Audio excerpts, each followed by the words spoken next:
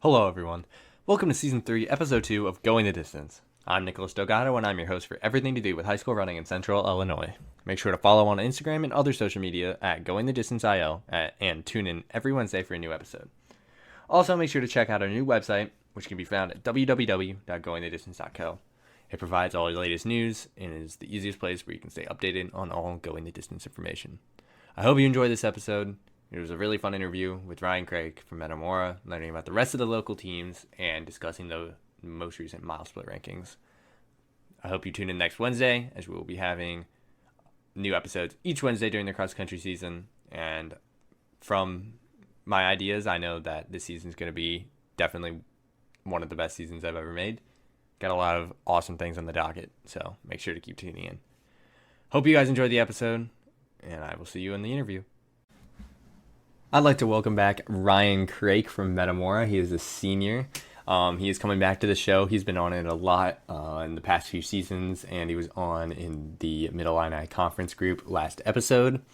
Ryan is, like I said, going to be a senior at Metamora High School. He runs cross country and track, and his favorite PRs is mile PR, where he finally broke 5 last year. He ran a 4:57. So thank you, Ryan, for coming on. I appreciate your time. Today we're going to go over the mile split rankings because they came out. We're just going to go over Class 2A, the top 10, and then we're going to talk about the rest of the local teams that didn't get covered in the Mid-Illini Conference group podcast, because obviously there's more than just the Mid-Illini Conference in Central Illinois. So we're going to cover everything in the area, and that's kind of what's on the docket for today. So Ryan, let's just start off first. I know you've looked through these 10 teams that Milestone has chosen. What do you think about just an overall? What do you think about how they've been ranked and who's in what spot? I think 2A is going to be very strong this year. I think the rankings Mousesplit put out are pretty fair. A lot of really good teams in here. I think all of them are 2A from last year, other than St. Ignatius, U High, and Bennett Academy. I think the only thing I kind of disagree with is how low they put Normal University. They've got U High at 4, which I think start of the season is fair. Like, it can go any way. But I personally would have put U High a decent amount higher, especially assuming that Satchit Maduli is healthy. Because I think healthy, he would be under 15, and realistically, they can have at least 3 or 4 under like 15:45, 15:30, which would be really good for them. I think Morton at number 1 is definitely a good pick, though, especially with Boston Beyer coming out this year. He's been like really good in track the past couple of years, and him coming back, he ran at Detweiler. I think he ran like 16:40 something in that heat, which was no joke. And Morton's been really strong the past few years.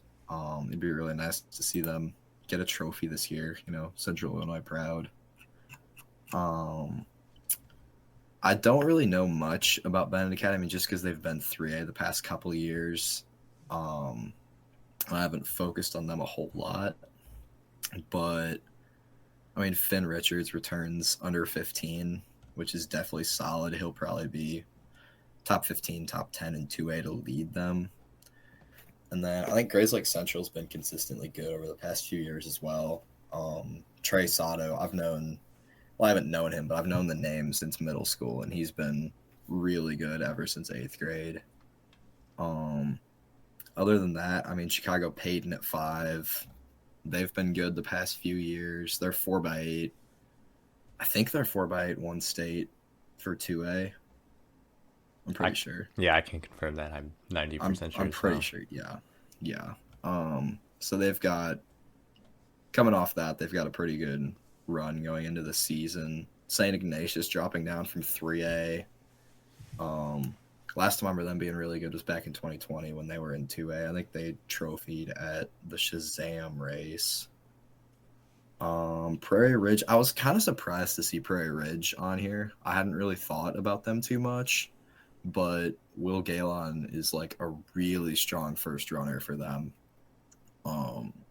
especially with his mile time here at 4:18 in the mile during the spring, which is crazy fast. I think Marion is also going to be really good, led off with Dylan Nally, obviously. I think, realistically, I think it's going to be down to him and Ethan Hogan for the 2A state title.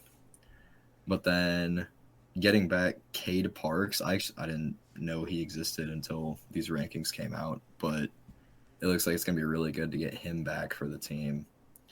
And then Civic Memorial and Marmion Academy, 9 and 10.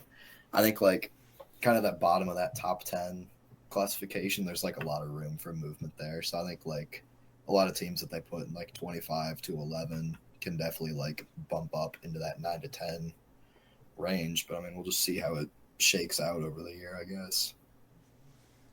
Awesome. So, a few things I guess I want to go over here.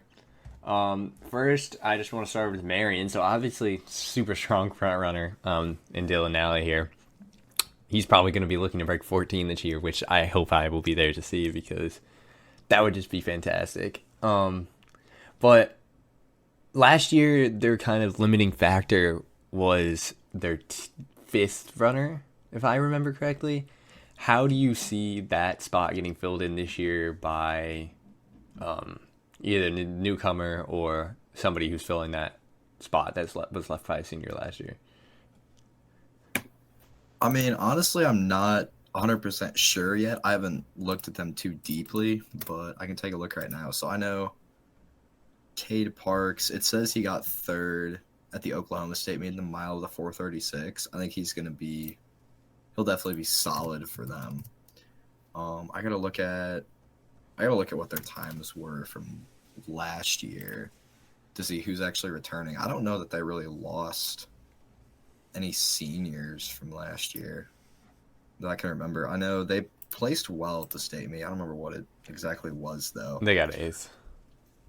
Okay, yeah. They lost. Okay, so they lost Sean Hudspath and Benja Stone, right around 15:30 for both of them. But they've got Dylan 14:03, Mekhi Lomax at 15:24, Hayden Lees 16:34, Evan Daly 16:48. So I mean, realistically, getting Cade Parks back, he should be their number 3. And then if they can get those guys that were like 16:30 and 16:45 down to like 16 flat or under, I think they can compete really well in the state meet. But if they lose, like assuming that they're not really getting any good freshman additions, which I don't know about, their next guy, which would be their projected number 6, is at like a 17:20, which would be a really bad drop off for them. So realistically, they just can't really afford an injury with like the stats that we've got right now. But if they stay away from injury, they can definitely be really good, I think. Yeah, that was something we as a team kind of talked about last year.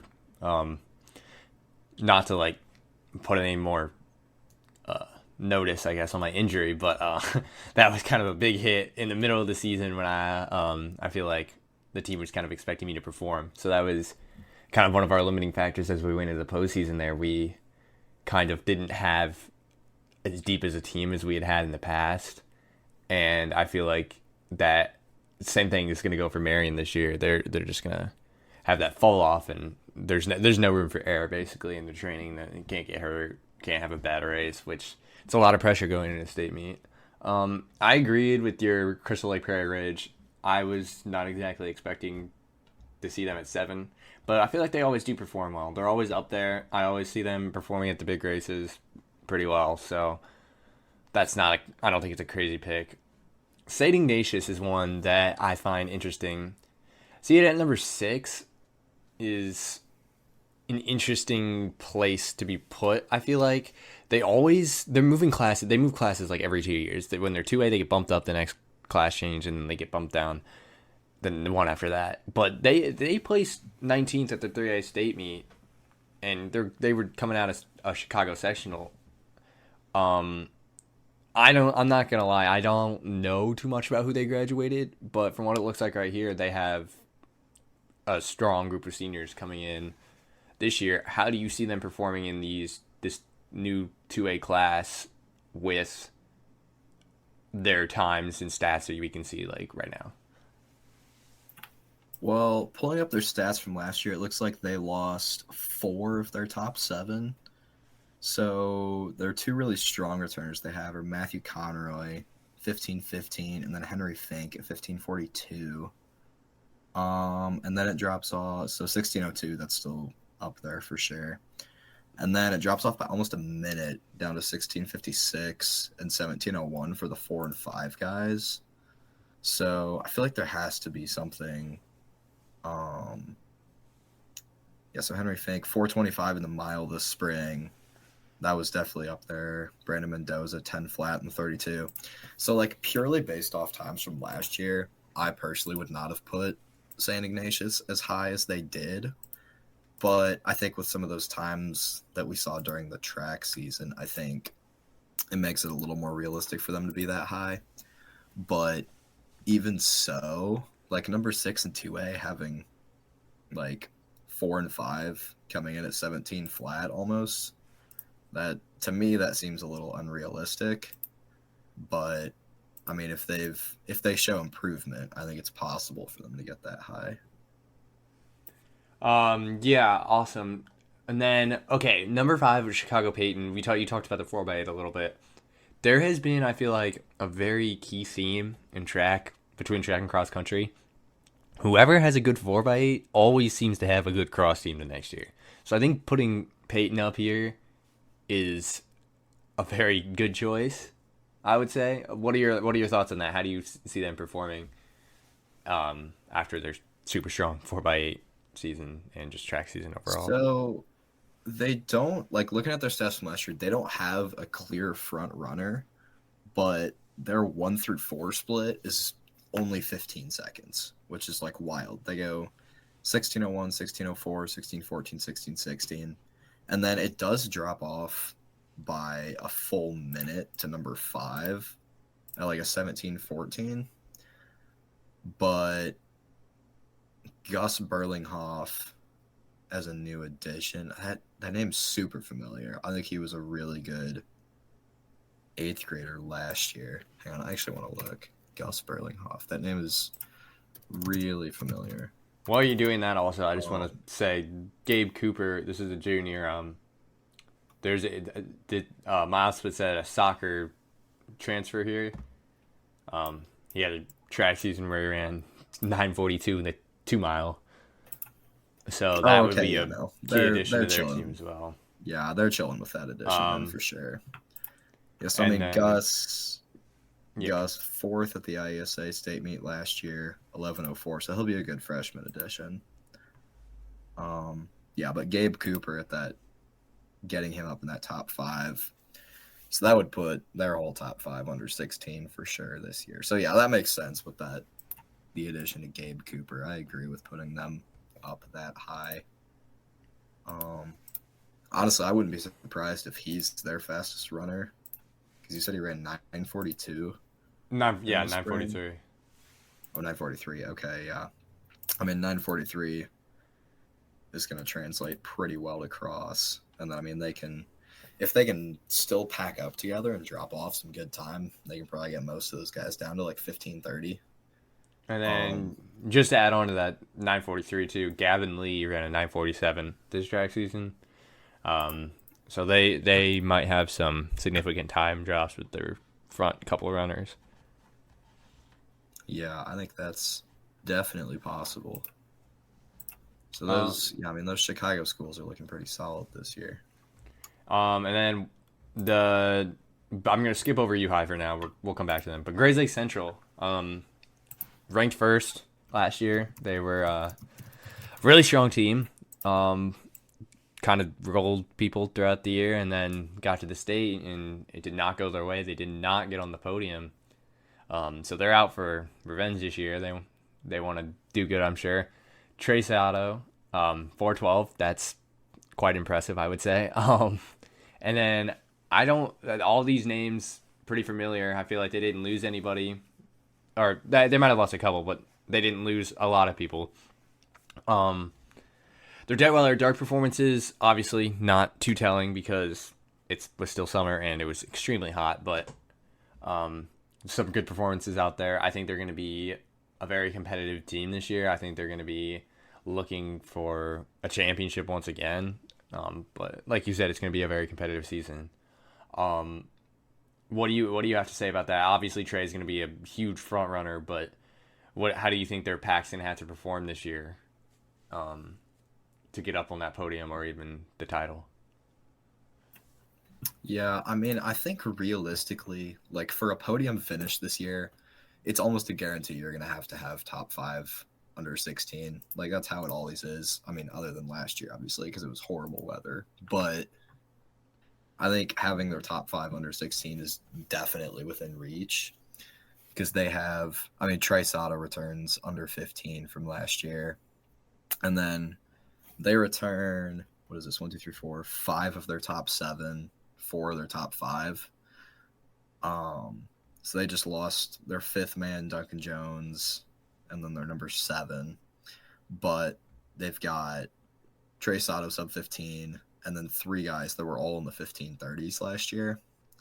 And then their projected number five would be Nolan Kissinger. He ran 1635 at, it was either their sectional or regional meet last year. I can't tell which. But I mean, those three, Aiden Cordova, William Welty, and John Vagnoni, if they all manage to pack up and drop off time this year, I mean, going from like obviously like the lower down you get in the time range, the harder it is to make big time drop offs. So I would say like going under 15 for all three of them might be a long shot. But I think if they're able to pack up still, they can get pretty close. And Aiden Cordova was only a freshman last year, and he ran 15:31. So, I mean, sometimes you tend to see decent time drop-offs from freshman to sophomore year, especially for guys. And then, I mean, in track, yeah, he ran 9:37. So I think he's definitely going to be one who has a shot at going under 15. But I think their other two guys can definitely get there. They'll just need their number five guy to drop off some good time. But I think they're definitely going to contend for a state title this year. Now that we're getting in, we'll go back to U High now. This is the start of kind of the class rearrangement here. They're getting bumped up from 1A, obviously a really strong team throughout the year. Then just like Grays Lake Central, state didn't really go their way. How do you see, obviously with the return of Meduli, it's going to be a strong year for them once again as long as he stays healthy. I know you kind of already went over what you think their runners are going to do, but let's talk a little bit about, so Mason Hart, he was their leader for most of last year, and then I feel like when they got closer to state, some people, the team, not just him, but just like the team as a whole, just I don't know if it was just that day or what, but the performance level wasn't necessarily there. How do you think that experience from last year and just most of them being seniors now is going to affect the outcome of their team as they move up in the class and compete with the 2A crowd? So I think like U High was ranked number one in the state for like most of the cross season last year. So they kind of had a lot of pressure riding on them to perform well, and I think there's a chance that would have affected them a little going into state, feeling like they needed to perform and get first. But I think being up in 2A with like some more competition this year might help, knowing that, you know, there's teams that they're really going to have to fight with if they want to have a chance at the state title. But, I mean, so looking at what their top five could be, so Satch Maduli, he's been off and on pretty much his whole high school career, struggling with like injury and stuff. But if he's back this year, I think there's definite potential for him to go under 15, and I would expect him to lead them for most of the season over Mason Hart. And I mean, they're going to get a lot of good chances to compete against really good teams at like first to the finish and Peoria High. Probably getting to go up against Morton at least a few times throughout the season. One thing that does concern me a little bit is Mitchell Hayes, because I think he was All-State last fall. He was like 15:30 or under, but like track season, he really just did not have it in him. It seemed like Like I think he ran. I think the 800 was the highest distance he ran, and he only ran like 207 for that. So I'm not sure. I'm not sure if there was like some injury there during track season or what it was, but it just seemed like it was just a little odd to me that after going from like 15:30 that he didn't run like the mile or the 32 at all, because I think he would have performed really well in those. But I mean, going back into cross season, we'll see what happens with him. Obviously, For um, just a note, I have that he ran too flat, too but flat for Mitchell. I thought that was. oh, I maybe thought that was not. Is that Landon Landon? Alcorn. Maybe I'm wrong. I thought it was Landon Alcorn. I know All he right, was that on makes the four sense. by 8. Okay, yeah.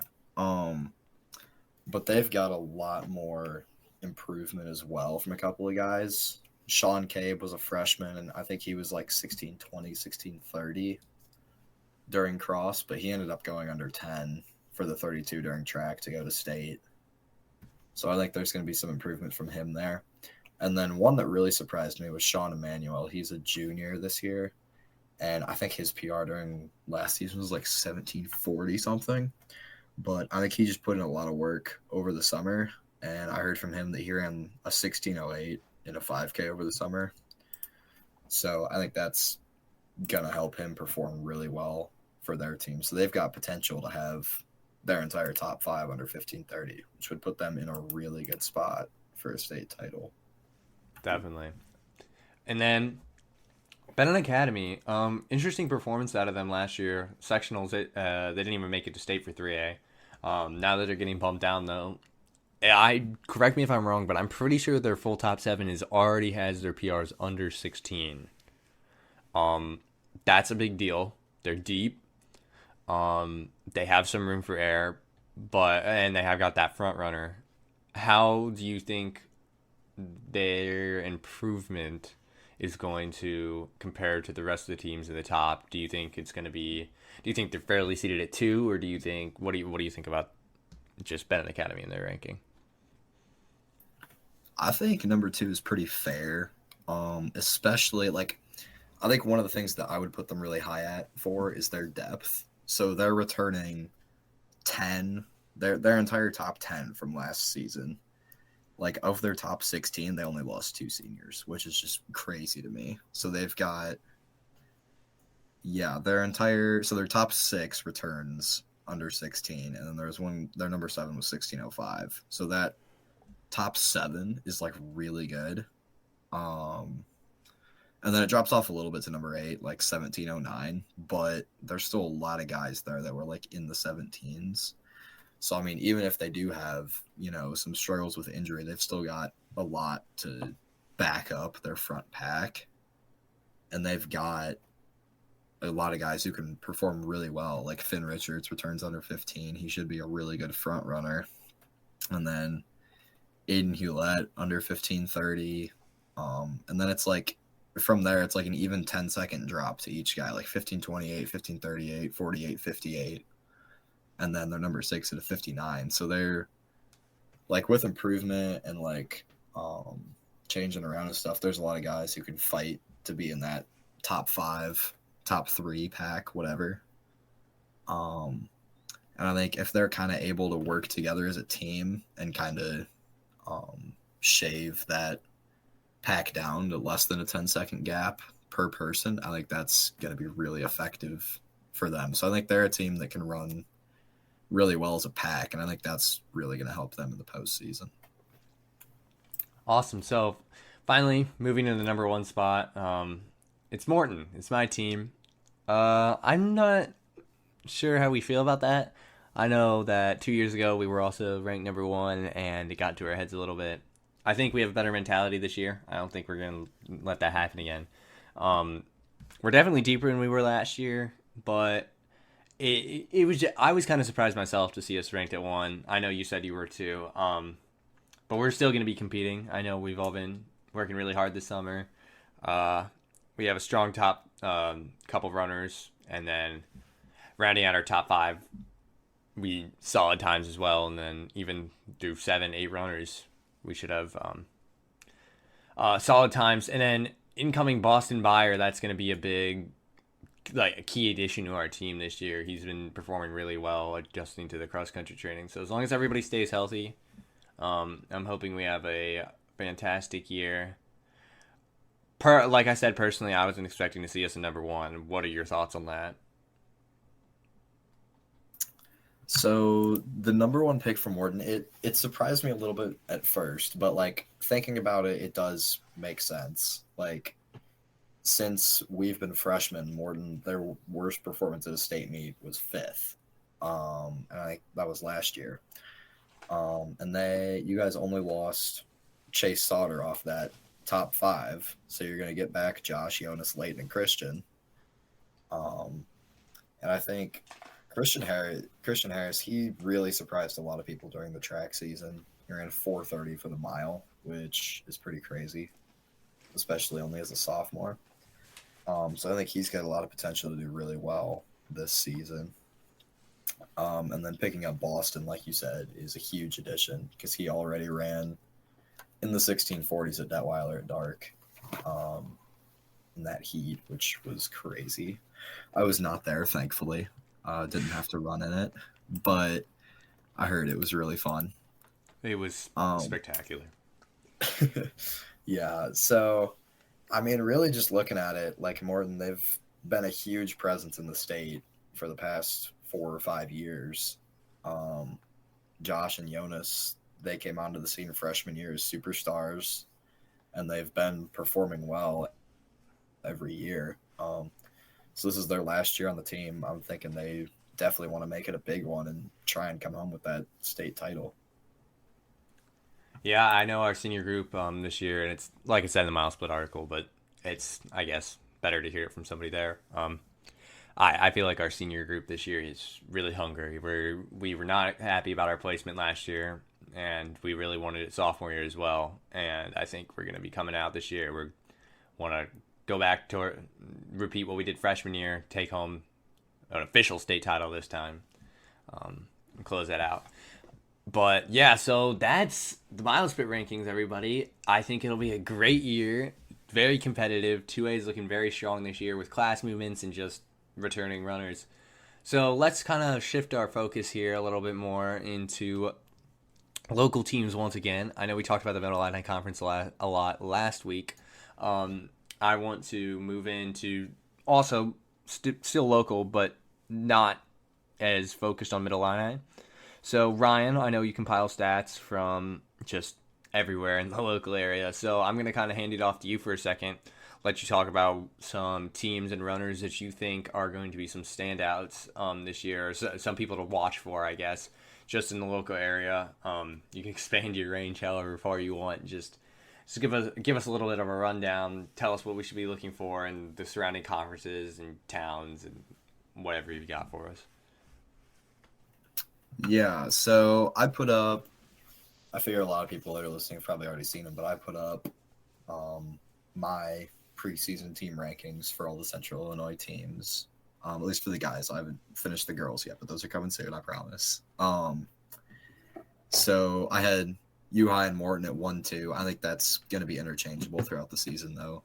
I think they'll definitely fight with each other most of the season. So kind of just putting them off for now since we've talked about them. At number 3, I had Eureka. So Eureka's been a really strong team in the past. They lost a few seniors from last year, especially Charlie Bardwell. He's a tough loss, but they're returning Carson Lehman at 15:45, and then they've got Brady Monk, Andrew Perry, and Tucker Hinkle. I think last year they were like 16, 17, 18, 19. So they were right there, a really good pack.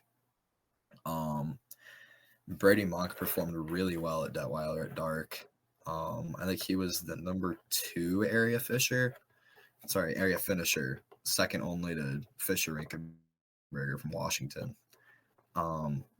So, I mean, that top 4 is really good, but to me, they're just going to need to bump up that number 5 spot a little bit because I think from last year, it's sitting right around 1705. But if they can get that 5th man down to like 1630, 1620, I think Eureka is definitely going to be a really strong 1A team.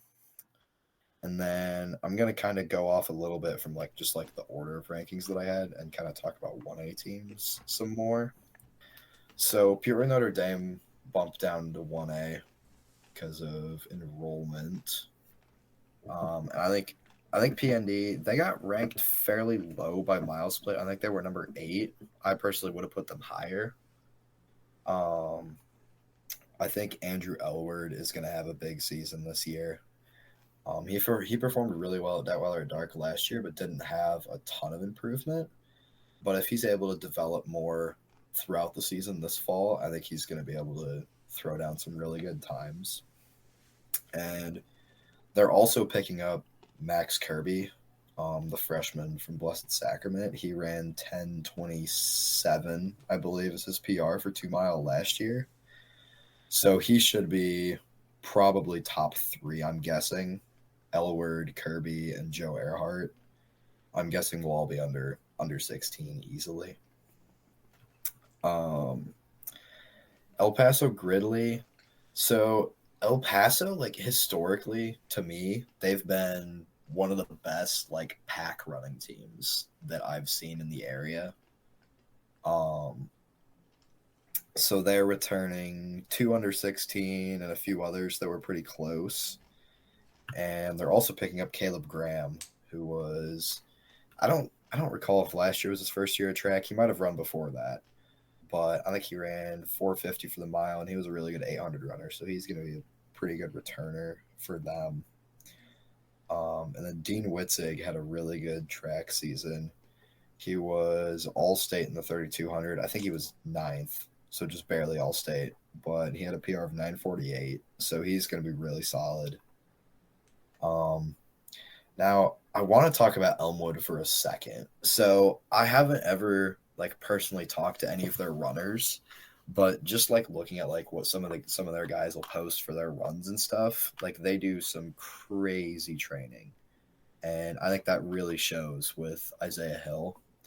I think he's been underlooked a lot in the preseason rankings, in my opinion, from like mile split and all that.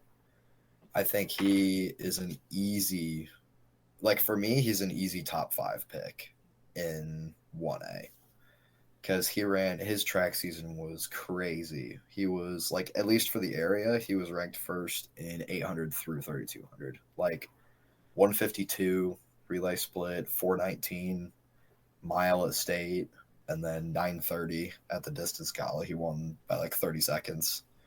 Just to chip in right there, at the distance yellow too, he just opened in like a 5 flat and then just cooked the last mile. Oh yeah, no, he wasn't. That was not Yeah, like an evenly split race, and also he had just run the night before too. So like, I feel like that time doesn't. He could definitely have gone faster. right. And yeah, I think I definitely take that into account because I mean you've got guys like Josiah Horton, Jackson Barrett from Tuscola. They ran what 916 and 917, I think, and they're definitely top 5 picks for 1A as well, I think. So I think he's going to be up there with those two, Gavin Genesio. I know there's somebody else that I'm forgetting. Ethan Hogan got bumped up to 2A, so he is gone from 1A for now. But those 4, and there's probably some other guys that I'm forgetting. They can definitely be up there. But I think Isaiah Hill, me personally, I think he's going to be the fastest guy in the area this year. So, a couple other teams that I want to glance at. So, we talked about Washington already in the last episode. I think Normal Community is going to be able to surprise some people. So, they've got a lot of really good young talent. Didn't they? Yeah, didn't they have like a complete underclassmen 4x8 that went Yeah, sub 8 last they year? went sub 8 this spring and went to state, and it was all freshmen and sophomores, which was pretty crazy. Um, so I think, I mean, the 800 isn't the best translation to cross country, but they've like all 4 of those guys have performed really well on the grass already. So I think they've definitely proved themselves. And coming off that season, kind of that high of that 4x8 almost, I think they're gonna be able to perform really well.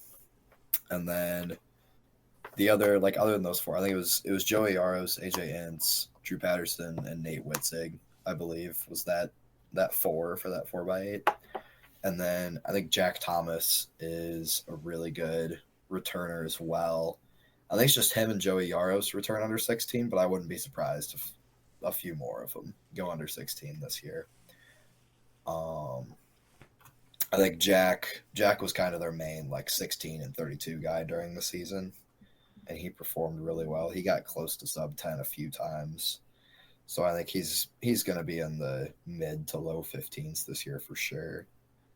Um, Scrolling down a little bit, Normal West I believe they got bumped up to 3A this year.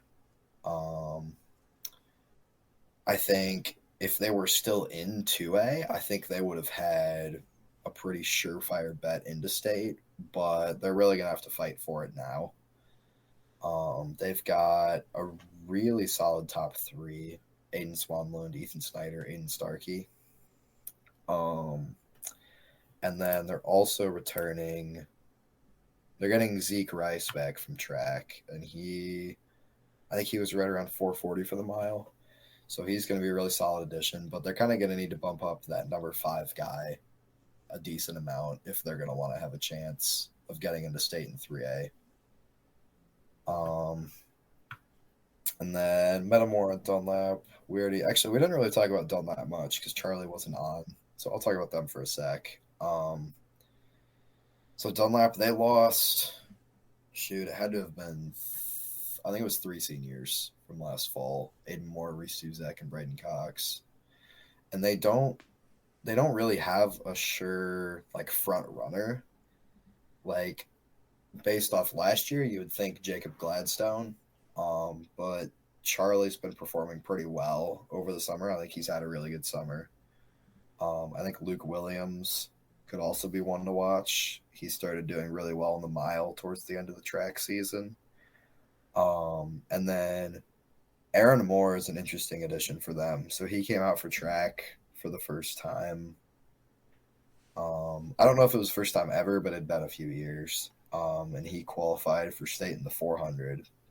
So if he's got any of Aiden's distance talent, I think he's going to be a really solid addition for them. But nevertheless, they've got Charlie Jacob, Luke Williams, Luke Sabenler, and they've got a lot of other guys that can fight for that top 5 as well.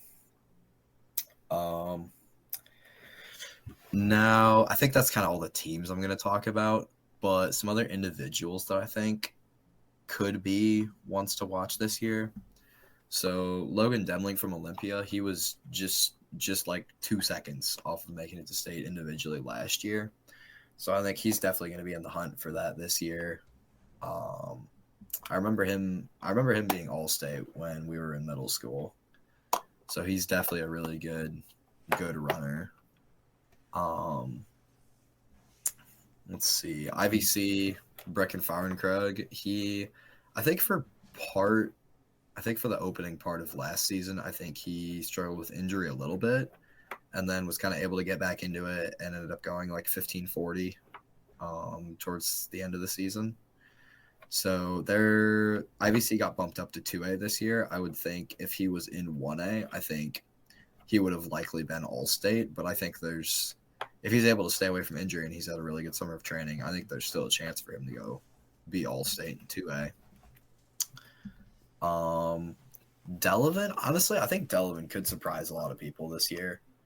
I mean, they've only got 5 or 6 guys projected to be on their team, but they're 5 or 6 pretty solid guys, especially with Sam Springer and Coriel Green as kind of those projected top 2. Sam's really proved himself in his high school career, both on the track and in cross country. I think they're still in 1A, and I think Sam is going to be all-state for cross for sure, because I think he was like number 40 or 41 at state last year. So I think he's definitely going to get down into that top 25, probably get close to breaking 15.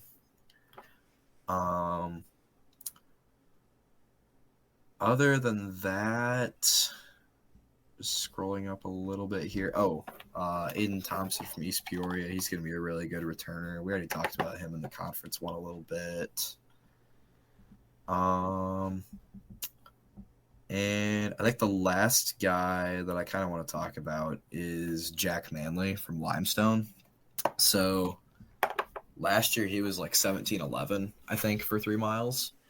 But I talked with him after sectionals for track, in which he qualified for state in the 32. He ran 9:59, and he told me that he put on like 30 pounds of muscle over the winter, and obviously it did something for him. He dropped down to 203, 441, and 9:59 for his 8:16:32. And I think he's definitely going to be one of the guys to watch the most for like time drop this year. And I think he's definitely going to be on the hunt for state qualification individually, because I don't think Limestone's going to have enough guys to compete as a team. But I think he's definitely going to be one to watch. Other than that, I mean, I think that's kind of all I've got. I think, so me personally, so the top guy I think in the area this year is going to be Isaiah Hill from Elmwood. I think the biggest newcomer to watch is going to be Boston Byer from Morton. And I think the guy that we're going to see the biggest time drop, like one of the biggest time drops for like improvement, I think it's going to be Jack Manley. So those would kind of be my 3 for like guys to kind of watch throughout the fall. Not that there's others, but specifically for those 3 types, like top returner, top newcomer, and for like time drop. I think those 3 are going to be ones to really watch. Awesome. That was great. A lot of information there. So there's a few things I just want to recap before we close out this episode.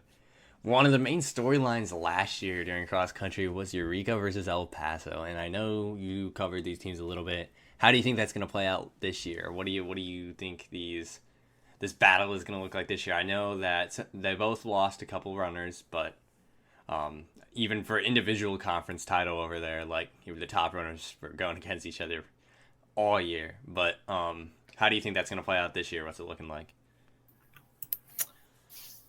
Me personally, I'm thinking that Eureka is going to have the upper hand on El Paso for probably the entire year.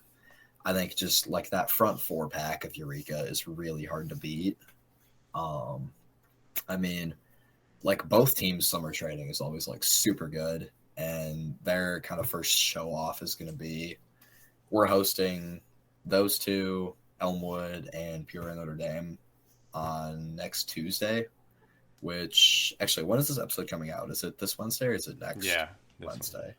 This Wednesday. Okay, so it'll be next week when we host them. So they're gonna get to kind of face off against each other and see how they're stacking up. So that'll be really interesting to see.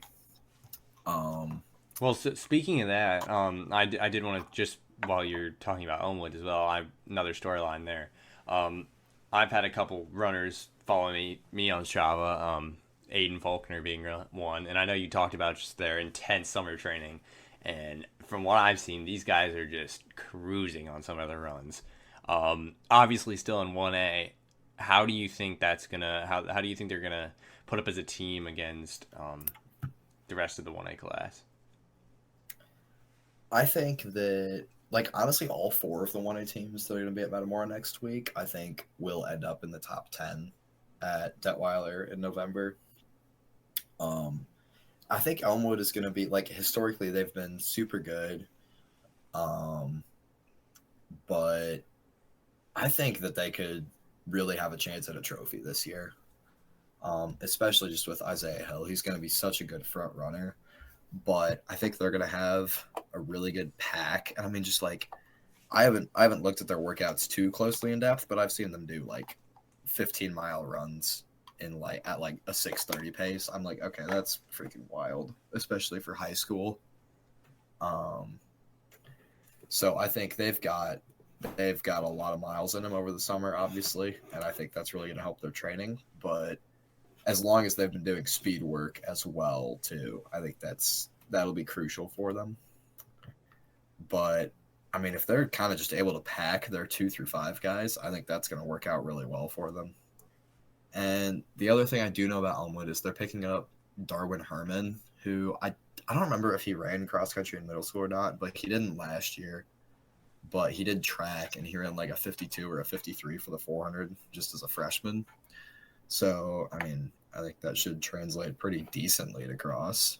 Being able to sprint that long, surely you can not go that fast for 3 miles, but still at a pretty good pace. So, I think Elmwood is really going to be one of the top teams in 1A to watch. They'll definitely be up there with Eureka and El Paso and PND. Awesome. And then one more final thing. Delavan, I know you touched on them a little bit when you were talking. Sam Springer coming back, really strong track season, really strong cross season last year as well. But then the new freshman coming in, really opening stuff up for the team. You already said kind of exactly what I would have said. I feel like they're definitely going to surprise some people. Really small town. I'm not really sure all the meets they go to, but where do you think that these guys are going to have a solid first performance at where people will start to notice them?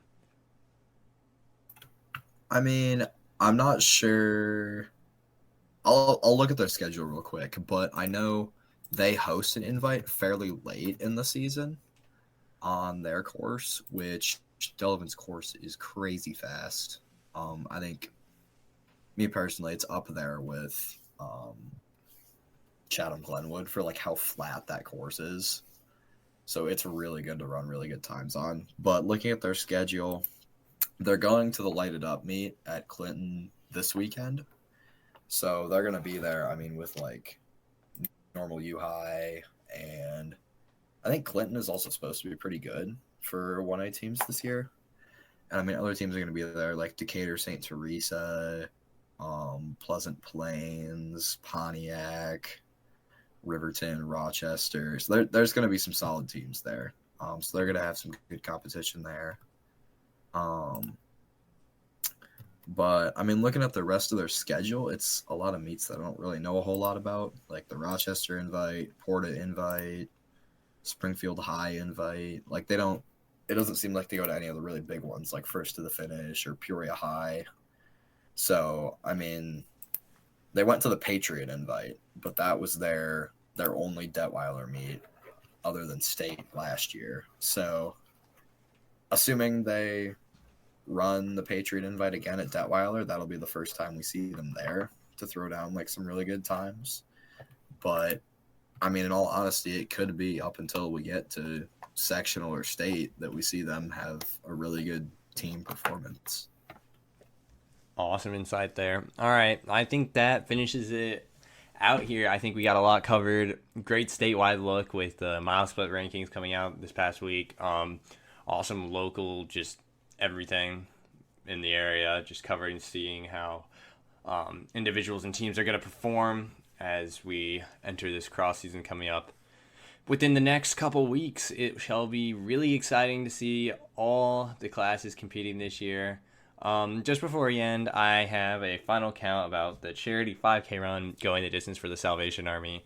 Thank you to everybody once again who came out and supported it. It was a really great Saturday morning. We raised a total of $7,500 in charitable contributions, which is just really, honestly, just mind-blowing. I did not expect it to do that well. So throughout all the shoe donations, monetary donations, and run signups, it was very, very successful event. On the docket with that, be on the lookout for, if you're a Morton cross-country runner, the yard sign sale will be back up and running this year. Information will be coming out soon, along with the shoe collection bins. Those will be out at the Pumpkin Run, just like they were last year. They will be at the Run and at the sign-up, the packet pickup location. There will be a table out there. I will be there with bins. And then as we get further into the school year, there will be bins at shoe collection bins at Gold's Gym and the junior high for sure. And we're going to try to put them out in other places as well. So once again, just thank you everybody for all the support there. If you want to look at more information like results, records, pictures, everything can be found on our new website at www.goingthedistance.co. I had a fun time making that. There's a lot of great information on there that is easily accessible. Once again, www.goingthedistance.co. Make sure to check it out. And thank you, Ryan, for being on this episode. I appreciate your time. And thank you, everybody, for listening. I will see you next Wednesday. I must say, this next episode has definitely been my favorite to create, and I haven't even recorded it yet. So expect something great next week. I'm really excited. Season 3 is going to be hype. I have a lot in store for you guys this season. So always come back every Wednesday throughout the cross-country season, and we will be dropping awesome episodes. So thank you so much for listening today, and I'll see you guys next week.